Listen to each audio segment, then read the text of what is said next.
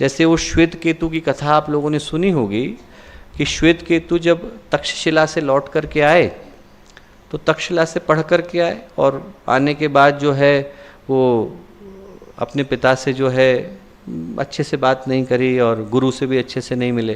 तो उनके जो गुरु थे आरुणी उद्दालक, उनको लगा कि इनको थोड़ा अहंकार हो गया है।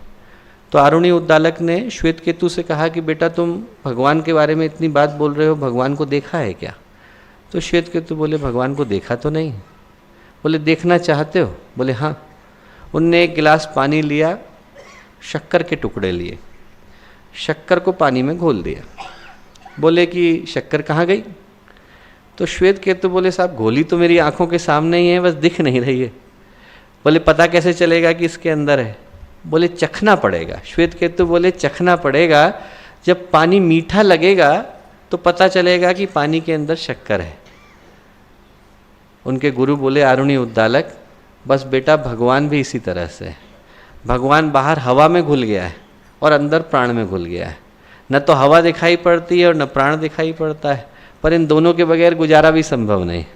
और बोले यदि भगवान को जानना हो तो चखना पड़ता है। भगवान को जानना है तो शब्द की जगह पर अनुभव के दायरे में उतरना पड़ता है।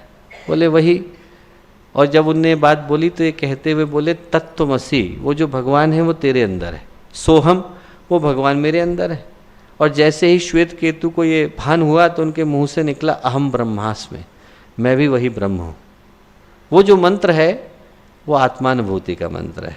जैसे हनुमान जी को याद दिलाया का चुप साधी रहा बलवाना, तो वो जो याद दिलाने का है वो मंत्र का पहला उद्देश्य है, याद दिलाना कि हम लोगों के जीवन का उद्देश्य क्या है। बार बार करने से मंत्र को ये याद आ जाए कि मनुष्य जीवन का उद्देश्य क्या है। और दूसरा जो धर्म है मंत्र का वो है त्राण। त्राण का मतलब है रक्षा करना। और गायत्री मंत्र से ज़्यादा बढ़कर के रक्षा करने वाला दूसरा मंत्र नहीं।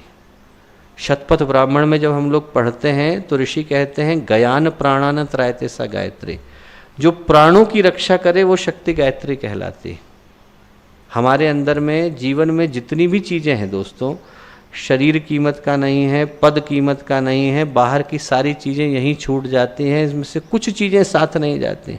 जो चीज़ कीमत की है और जो चीज़ मूल्य की है वो इसके अंदर प्रवाहित हो रही है, उसका नाम है प्राण। प्राण चला जाए तो व्यक्ति प्राणी नहीं रह जाता है, लाश बन जाता है, खत्म। उसके बाद सारा किस्सा खत्म हो गया। और यदि किसी व्यक्ति के अंदर प्राण है तो उसके प्राण को देख करके हम कहते हैं कि देखो कितना तेजस्वी व्यक्ति है, कितना तपस्वी है, कितना मनस्वी है, कितना विचारवान, कितना प्रतिभाशाली, कितना प्राणवान व्यक्ति है, क्योंकि उसके अंदर प्राण प्रवाहित हो रहा है।